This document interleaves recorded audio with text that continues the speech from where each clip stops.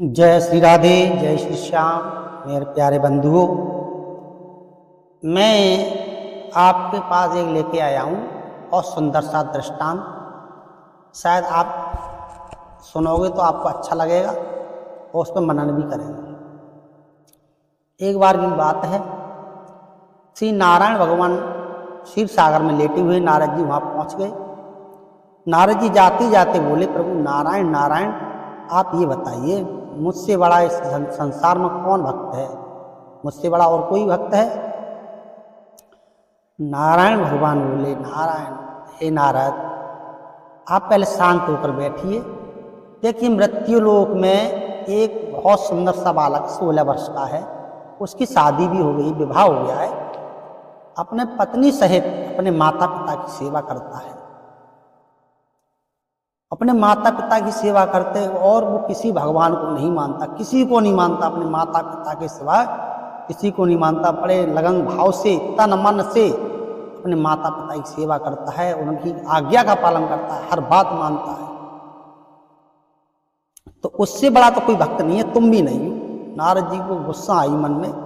नारद जी बोले, मैं देखना चाहता हूँ कौन है मुझसे भी बड़ा भक्त, कौन है ऐसा व्यक्ति लोग। तो नारायण हरि नारद जी को लेकर आए और कहा, देखो यही घर है। 16 वर्ष का बालक पत्नी सहित अपने माता पिता की सेवा कर रहे थे, दोनों पैर दाब रहे थे,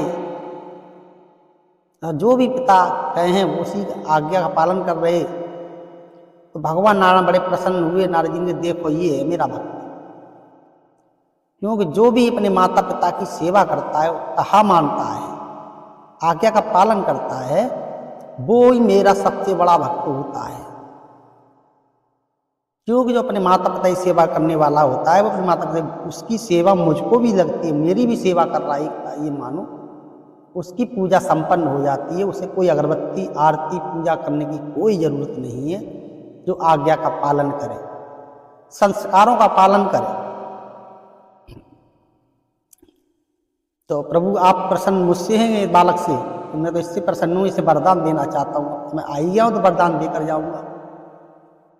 नारद जी ने कहा, ये बालक, प्रभु बुला रहे थे। बालक बोले, चुपचाप खड़े रहा, जो कोई हो मैं वहीं खड़े रहिए, यहाँ आने की जरूरत नहीं, अपने भगवान की सेवा कर रहा हूँ। ये भगवान ही तो आ गए कि भगवान नहीं है? भगवान तो मेरे ये है, लेटे हुए हैं, इनकी सेवा कर रहा हूँ। थोड़ी देर भगवान सो जाते, तब पहुँचे, हाँ आप कौन हो? तो मैं क्षीर सागर से आया हूँ, मैं नारायण हूँ, ये नारद जी हैं। आपसे मैं बहुत प्रसन्न हूँ, आपकी भक्ति से। ये बालक, कोई भी वरदान मुझसे मांग लो, मैं तुम्हें वरदान देना चाहता हूँ।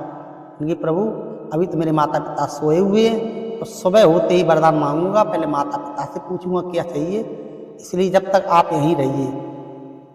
भगवान भक्त के बस में थे, भगवान वहीं उसके दरवाजे पे खड़े रहे। सुबह होते ही अपने पिता के पास गया बालक ने कहा, पिताजी भगवान आए। भगवान नारायण कह रहे हैं कि बेटा भक्त कोई वरदान मांग ले। तो पिताजी ने कहा, बेटा बहुत गरीब है, हम धन दौलत है नहीं है, सुबह खा लो शाम को नहीं है, एक काम करो भगवान से सोना मांगो। जो ही चलने लगा, सो उसकी माँ ने बुलाया। माँ ने कहा, वे बेटा, मैंने सुना भगवान आए हैं, वरदान देना चाहते हैं? कि हाँ। तो बेटा मेरी आंखें मांग ली। माँ अंधी थी। माँ ने कहा, बेटा मुझे कुछ दिखाई नहीं देता, तो मेरे लिए आंखें मांग ले। धन दौलत का क्या होगा? धन दौलत तो फिर भी कमा लेंगे, आ जाएगा, कभी ना कभी तो आएगा। ये नारद जी और विष्णु भगवान देख रहे हैं, अब आज्ञा के पालन कैसे करेगा ये? पिता ने अलग बता दिया, माँ ने अलग बता दिया।